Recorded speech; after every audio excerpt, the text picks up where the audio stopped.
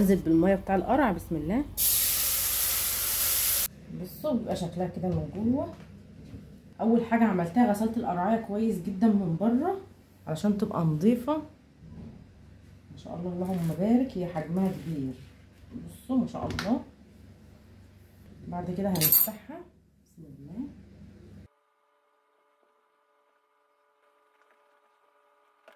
هي ما شاء الله مستويه، علشان كده السكينه ماشيه فيها بسهوله.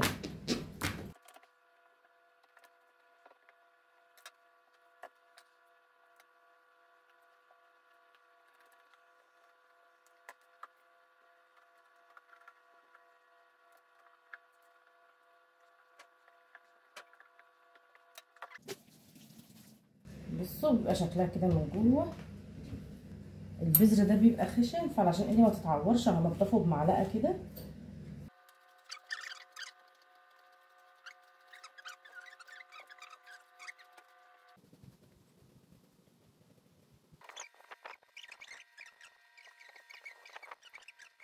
ما شاء الله هي مستويه جدا لانها في اوانها. هبدا اقطعها شرايح.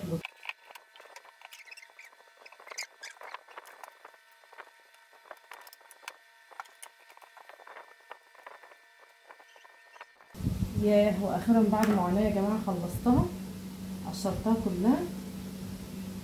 هلم بقى الزروطه دي ونشوف هنعمل ايه. بعدين هقطعها لمكعبات صغيره.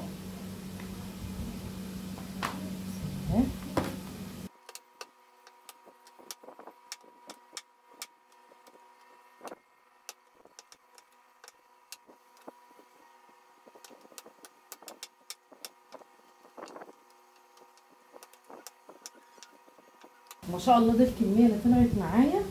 انا قسمتها على 2. الجزء ده هفرزه، والجزء اللي في الحله ده اللي هعمله، لان اللهم بارك الكميه كبيره جدا، فانا قلت هتبقى كتير قوي عليا. هستخدم لكل كيلو مج سكر. انا وزنتها بعد ما قطعتها كده، بعد ما تقشريها وتقطعيها وزنيها. كل كيلو هياخد مج سكر. بسم الله. الله. 1 ملوش تاني 3 كده 4 مجات، يعني دول 4 كيلو معايا. باقي بقى هفرزه، اقلبه كده في السكر وهسيبه ليله كامله. انا دلوقتي هسيبه من بالليل للصبح الافضل.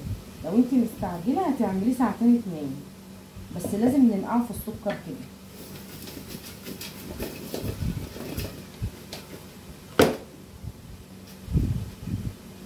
زي ما قلت لكم هغطي عليه وهسيبه لتاني يوم الصبح.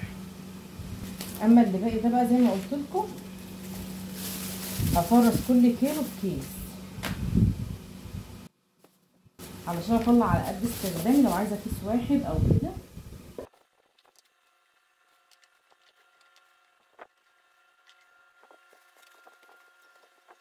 بصوا هنفرزه بالشكل ده كده. تاني يوم الصبح شايفين اللهم بارك نزل ميه قد ايه.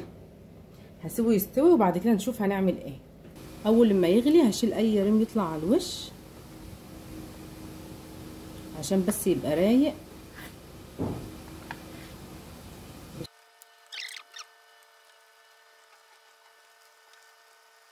كده خلاص القرع استوى ما شاء الله، بقى دايب. هطفي عليه. هعمل الخلطه اللي هتضاف عليها. حوالي معلقه سمنه كبيره مليانه. انا هعمل كميه قليله، فانا هعمل معلقه دقيق واحده. بسم الله. لان انا بس اللي باكلها. هنخلها لان طبعا الجو حر يا جماعه زي ما احنا عارفين، ولازم ننخل الدقيق كويس.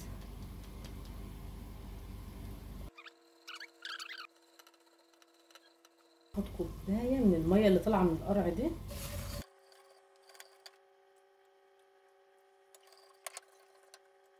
كفايه كوبايه كده. نحطها في جنب على ما اكمل تحميص الدقيق. تبقى النار تاني. احمص الدقيق مع السمنه كده تحميصه حلوه لحد ما اشم كده ريحه الدقيق بالسمنه.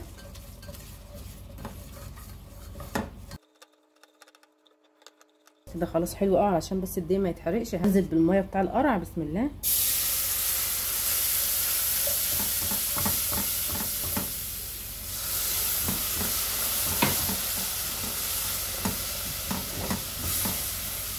هكمل حليب.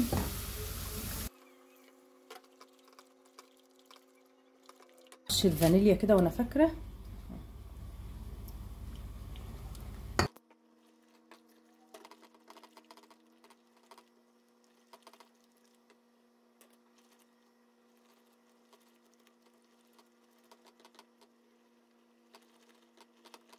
كل ما يغلي هتلاقيه بيتقل كده، فهزود شويه حليب علشان عايزه اقومه خفيف شويه.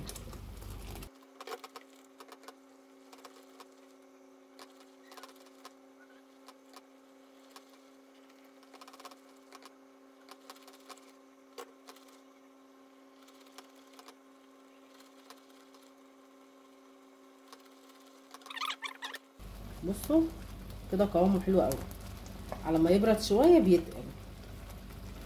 انا هكتفي بالسكر اللي هو طالع من القرع ده، ومش هضيف سكر تاني.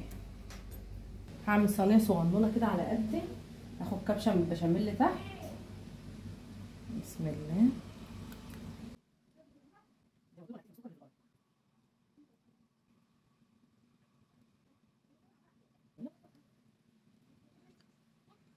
هضيف لها جوز هند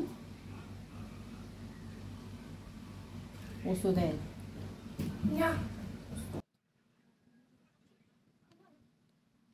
وبعدين هضيف لها طبقه البشاميل.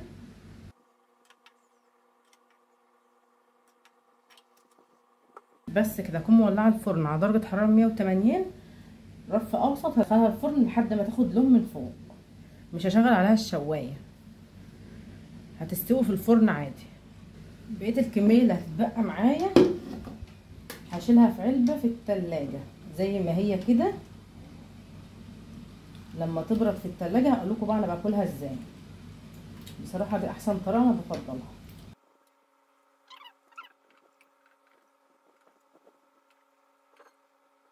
قرب بعد ما استوى دخلته التلاجة، اخد في الفرن حوالي نص ساعه. هنقطعه كده نشوفه من جواه. انا مقلله طبقه البشاميل اللي فوق لان ما بحبهاش كتير، فممكن تقدري تزوديها عن الكميه اللي انا عملتها. ما شاء الله بحب اكله ساقع جدا. بصوا عامل ازاي من جواه. بسم الله. تحفه،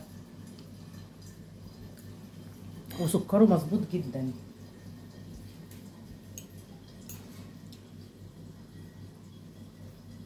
جميل بجد.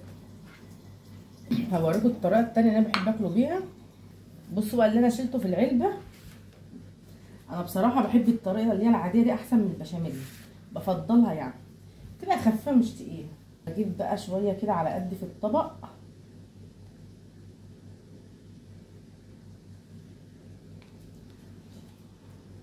ساقعين كده، وهحط عليهم شويه سوداني، شويه من جوز الهند، وشويه لبن.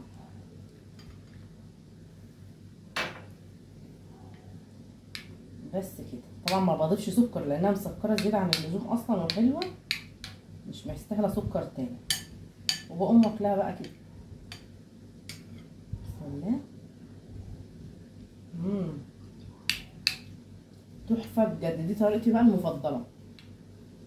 بصوا بتبقى حلوه جدا، ما تشبعش بقى منها ساقعه كده. وبألف هنا. لو وصلتوا معايا لحد هنا ما تنسوش اللايك والاشتراك في القناه علشان يوصل لكم كل جديد. مع السلامه.